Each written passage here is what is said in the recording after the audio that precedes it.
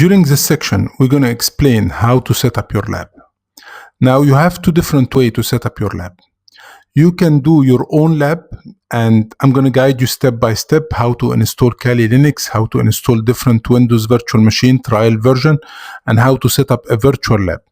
Or you can use my own virtual machine. And I will suggest that because, for instance, the Kali Linux machine from my virtual lab, it's already configured. All the bugs has been fixed. All the script I used are included. So I prefer that you build your lab the same way I did, but you have the option. So during this lecture, I'm going to show you how to build your lab the same way I did. And the upcoming lecture will explain how to build it from scratch in case you need to build your own lab. Now, what I'm going to do, once you enroll in the course, I will send you the link to download all the images. Kali Linux, Windows image, the web application image, all of them. So what will happen is you will download them from the Dropbox or OneDrive. I will send you both links. And once you download them, you're going to right click on it. And first you have to put them in a folder and make sure that you have enough space. I mean, do not add them on the C drive. Then you can put them on an external hard drive. Right click on each one of those and click on extract. What you need to do before extracting the file, you need to make sure that you have the VMware player installed.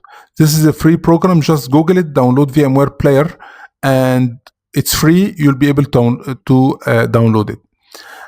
If you have a Mac machine, you can install VMware Fusion, which is a Mac version of VMware. So again, you're going to download those files. Sorry. And they usually are compressed. So you're going to go to each one of those, right click on it and click on extract. So once you extract this file, it will be extracted on the same folder by the same name. So this one, once it's extracted, this is the one, Kali Linux. The Windows Server, the Windows 7, the client, the OS, all of them, you're going to do the same. Then, once you extract all of them, you go to the virtual machine player. And if this is new to you, I mean, if you just installed the virtual machine, this left pane will be empty. So you're going to go to open a virtual machine, and then you're going to point to the location of the virtual machines that you downloaded and extracted. So in my case, for instance, I downloaded all of them into a folder named Kali Linux from A to Z. Here you go. And this is the Kali Linux. And you will find the file here. You click on it, then you click on open. And it will show on your left pane, and then you can right click on it and you can open it. And you can do the same for the remaining virtual machine. So you can open the client, the Windows 7, the Windows Server, whatever you want.